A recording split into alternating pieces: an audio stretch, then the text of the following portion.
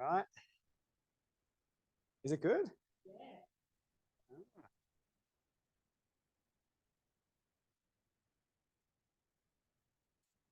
Yep, that's good brew.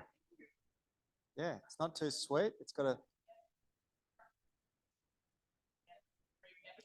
Yeah, what are the ratios?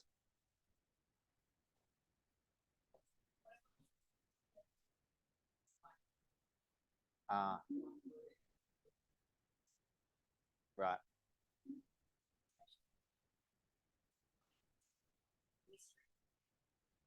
Probably just lavender, chamomile. Pretty much just yeah. All right. Well, I hope to get a bit of a longer meditation in tonight. And we wanted to, we talked last week about Sarah's mentioning a super meditation where you feeling in multiple directions at once. You're doing so. It's one way to we through meditation we look at resting into a part of ourselves that's inherently whole. This is sort of the main way I practice, and it's a lot of meditations lead towards this recognition, I guess. But one way to do that is that there is this part of us, what we call our inherent essential nature, or fact of being aware, which doesn't necessarily have space or time. It feels inherently whole. It's deeply intimate, and yet it also feels empty and brand new. So it's sort of, and I'll talk about why that is in a minute, but one way to do that, and it's kind of a little more of a, I guess, a tantra approach, is to feel in all directions at once, because awareness is that it doesn't have any, it's everywhere at the same time. So we'll do a simple technique in meditation, and it's basically a way of loosening the mind and deepening into being. And I just wanted to talk about, these are difficult things to talk about, by the way. I have a little difficulty because the mind always falls short. It can't really explain these concepts. But when we talk about resting into being, or this part of us that's inherently whole, one way to do it is what we said is rest, feeling in all directions. But also what's happening is we're turning attention in on itself. So we're seeing that which is seeing, so to speak, knowing that which is knowing, rather than that which is known. So that which is known is the content of experience.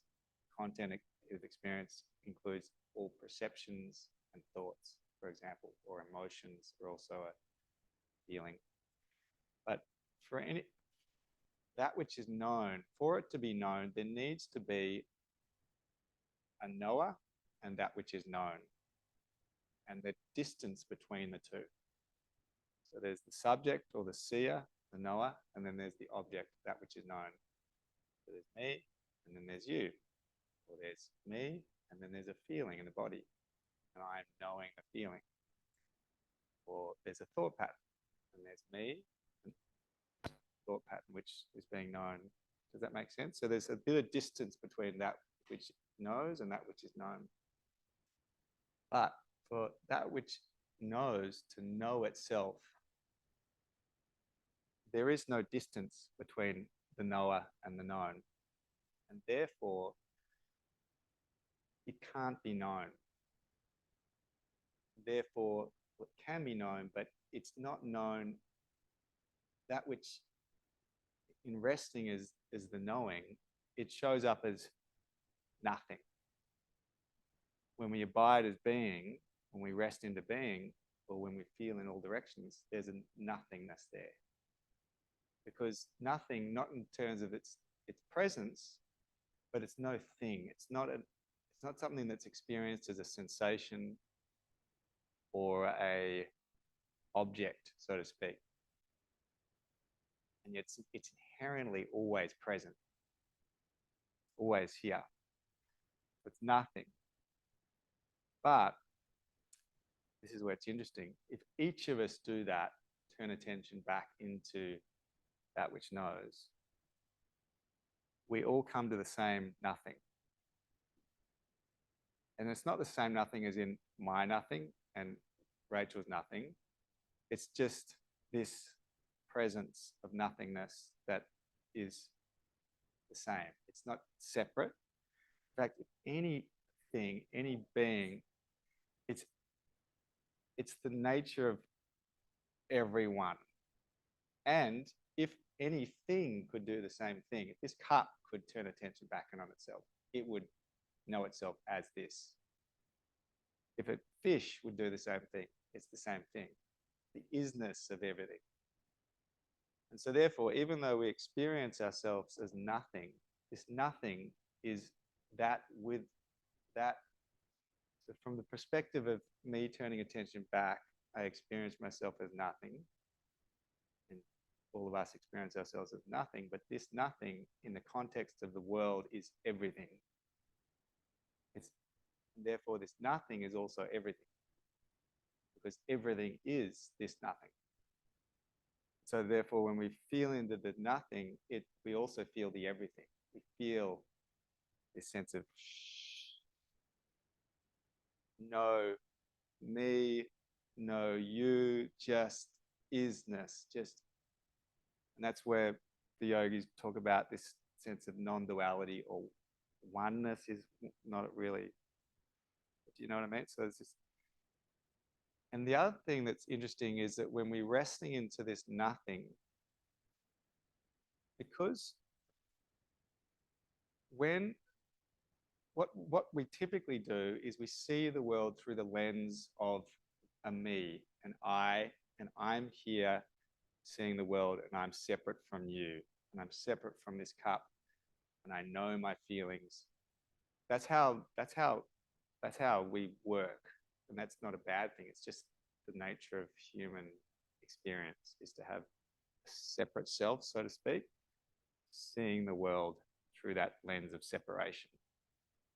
But because of that, and because our inherent nature is non-separateness, perhaps, that's the theory, there is a subtle sense of discontent that we experience internally, because we're seeing through this filter of separation.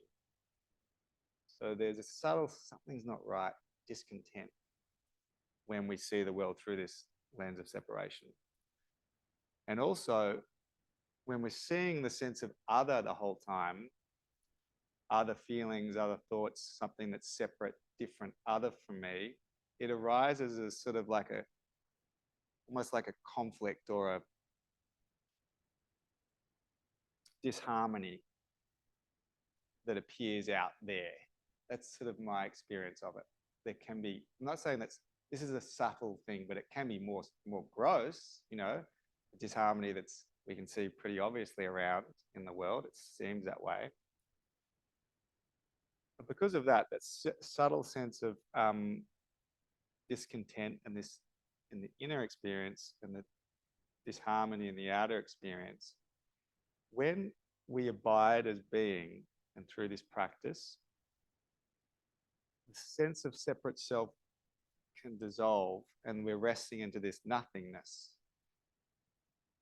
But because we're resting into a nothingness, in contrast to our normal experience of a sense of discontent and disharmony, the discontent, because of the contrast with that, our inner experience appears to be, the nothingness shows up as joy, calm, ease, a subtle sort of like, because what's been the normal is this discontent. And then the external world, that sense of disharmony shows up as love, oneness, peace. It's sort of still the everythingness, but it's the nothingness, but it's in contrast to this constant disharmony through seeing the world through the lens of the separate self, that this nothingness appears as love. and peace and ease and joy. In actual fact, it's not that, it is that, but it only appears that way because there is the illusion of disharmony that's present. That's the sort of, that's my sense of what I'm learning about this, that why when we rest into being, it feels like it's like a relief from the constant sense of separation that appears to be there. Does that sort of come out a little bit all right? Get there. Yes. All right. Thanks for that. So I wanted to sort of get that off my chest. All right. So should we meditate? We've got a good 20 minutes. So you can lie down. You can sit up.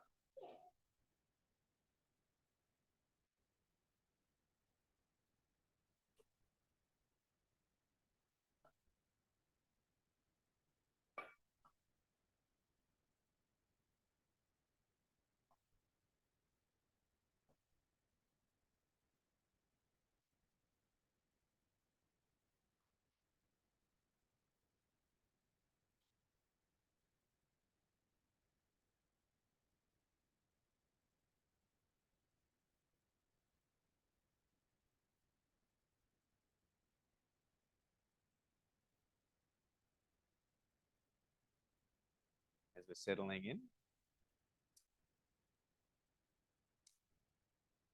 feel free to make any adjustments to the position of the body, even just to say, even just to get a little bit more comfortable, maybe like 5%. We'll adjust here, a little movement there.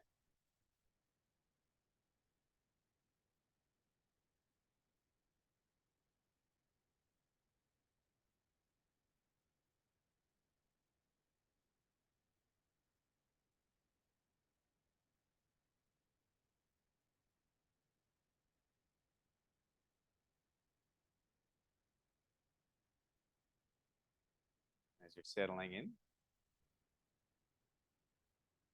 allow the sense perceptions to open to the environment that we're in. Ears to hearing.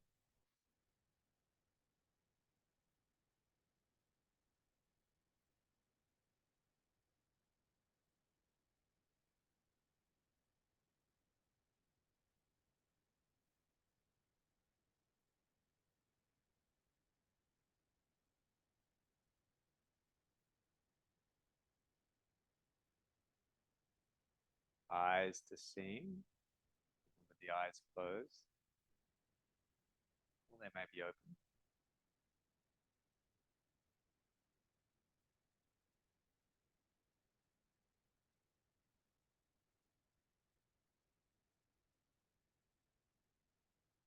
Nose to smelling.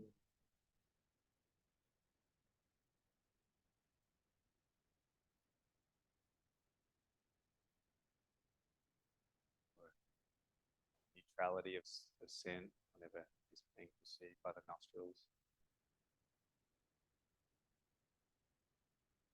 Tongue to tasting.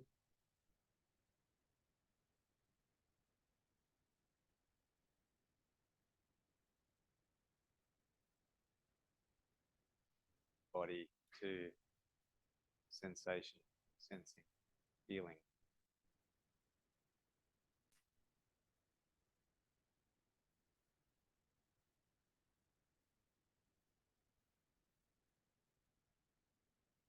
And just let attention, just for a moment, swim around the body. Let it move on its own. So any areas of density, perhaps contraction in the body.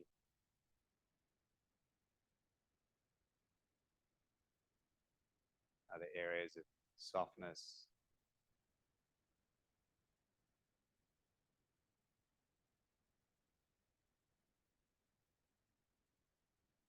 Areas of warmth in the body or coolness.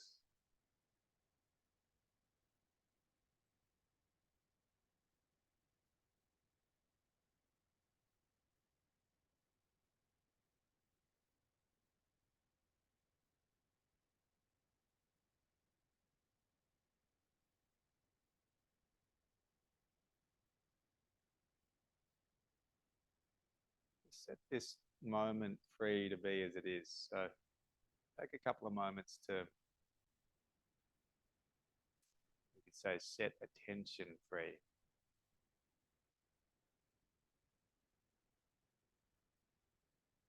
So it might notice feeling, and it might flick around, notice a sound or a thought pattern.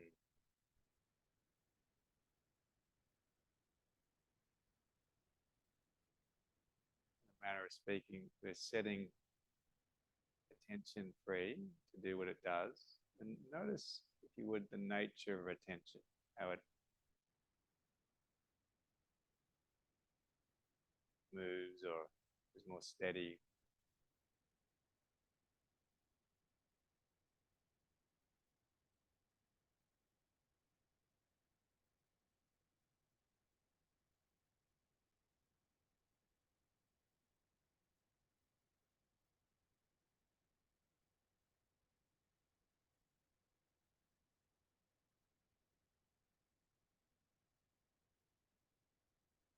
You notice, in a way, the movement of attention, the movement of perception. Now, isn't it so? There is this which is knowing the movement of attention, the movement of perception.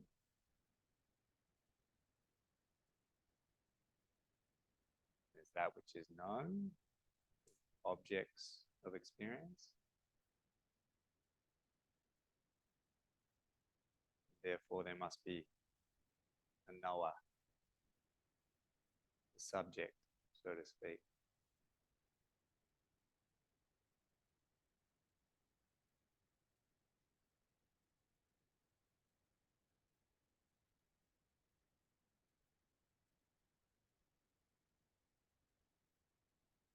I need to seek this knower, but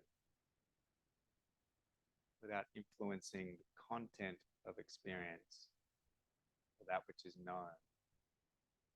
And you, in a way, turn attention back, feel or sense back into this which knows.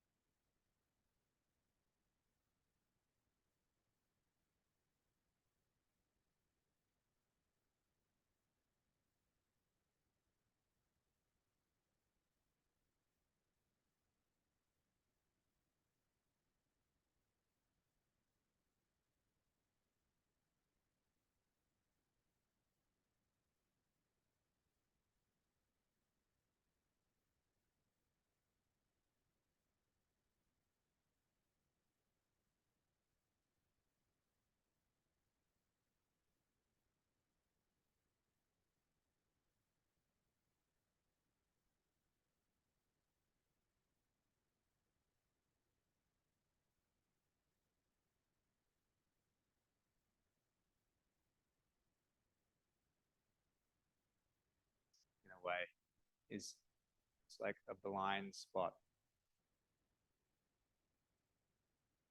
something that can be never be seen, so to speak. It doesn't have any content, and yet it's undeniably present.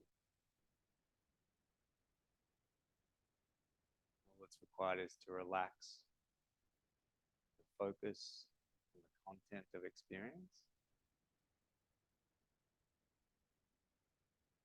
abide in and as, say, the context or this which knows.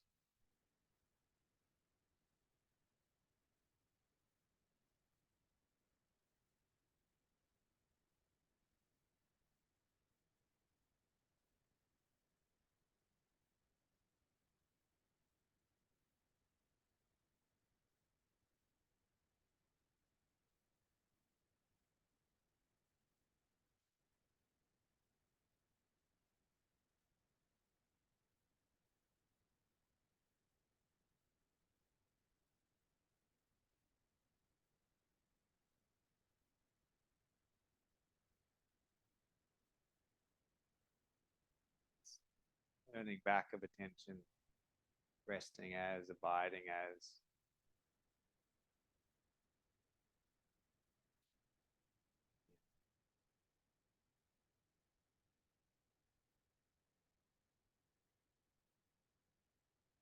Traditional language, this is known as the Vedantic approach.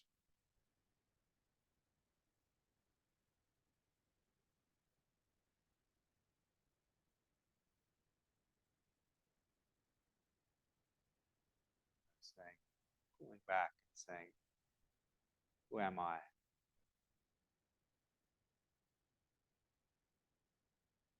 Pulling back from the content of experience. You can also come to the same recognition through the tantric approach, which is moving into the content of experience. But it's helpful to start with this resting and abiding as before moving into the content. Otherwise, we're moving into the content from the lens of the separate self. As you abide knowingly as being,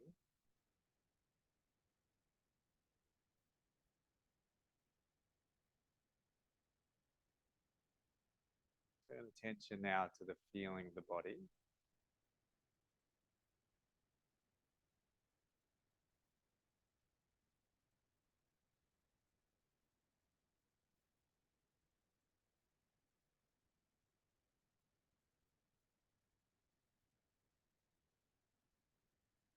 Let this be a direct experiential exploration.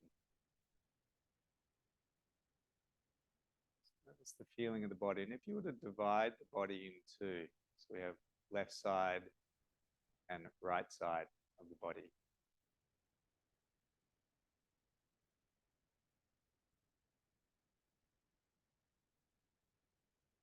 Begin by exploring the right side of the body as sensation.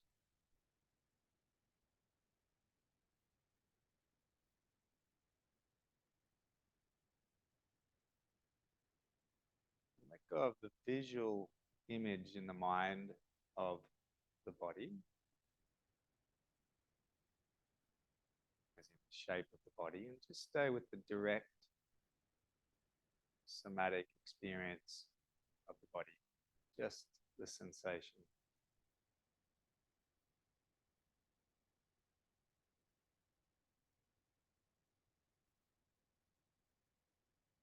And notice this right side body as sensation. And as you feel into right side body, notice if this sensation has a border to it. Again, without the visual reference, simply check in with your direct experience of the right side of the body. Is there a border? And if so, where?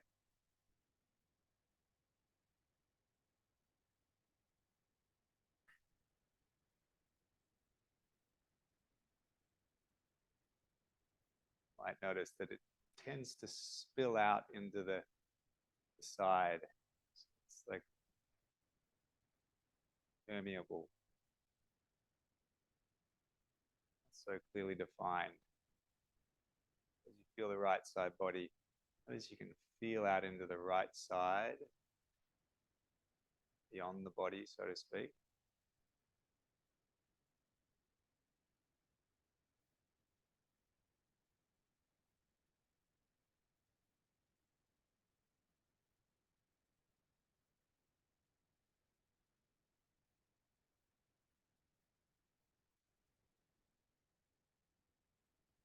And now travel back through the midline and explore the left side of the body as sensation.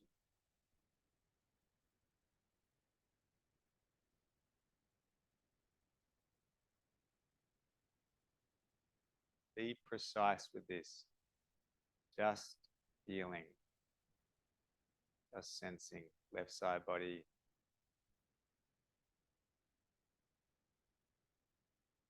Without any sense of memory or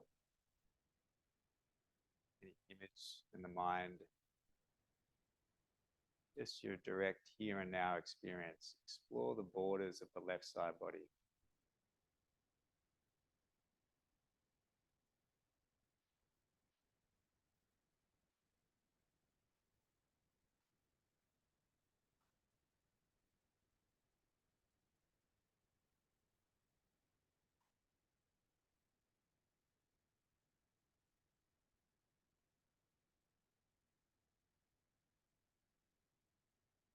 And then come back into the midline and feel into the front side of the body. Divide the body into the front and back now. Again, just sensing front side body as sensation.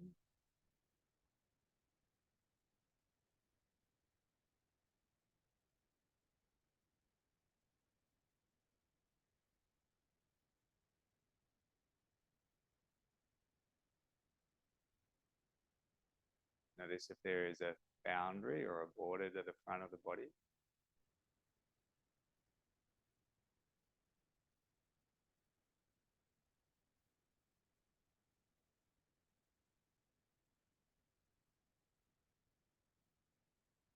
And then take your own journey to the back side of the body.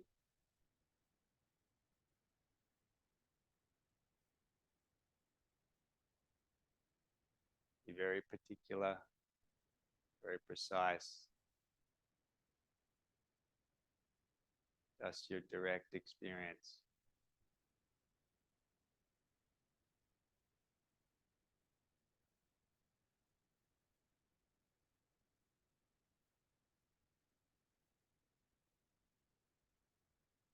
It's the last moment or two now. Now you can feel in all directions. So feel left side, right side, front side, back side. Whole body is sensation.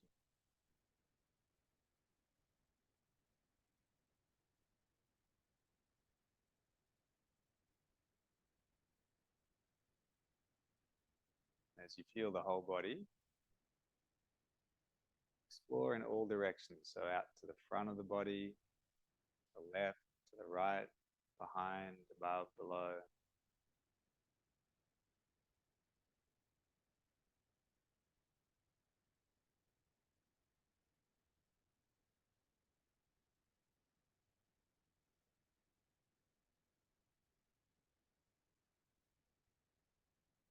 Sensing, feeling in all directions at the same time.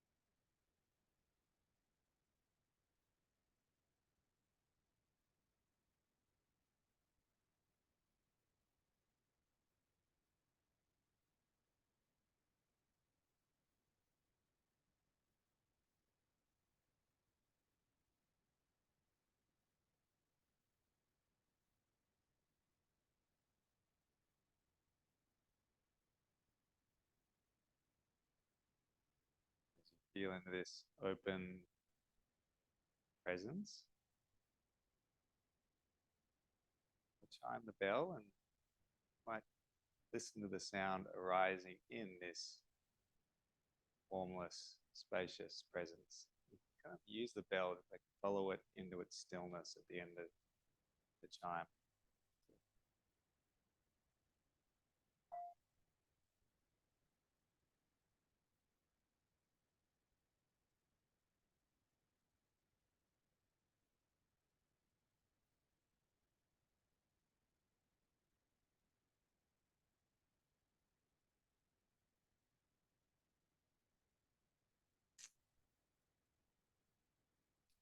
Thanks everyone for coming in. Just after 8 o'clock.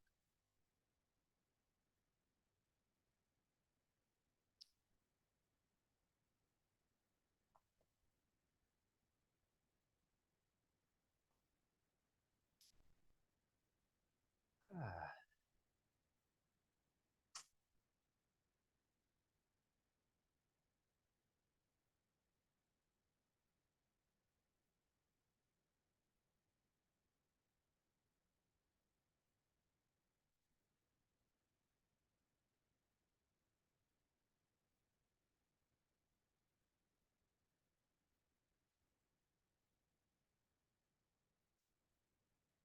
yeah.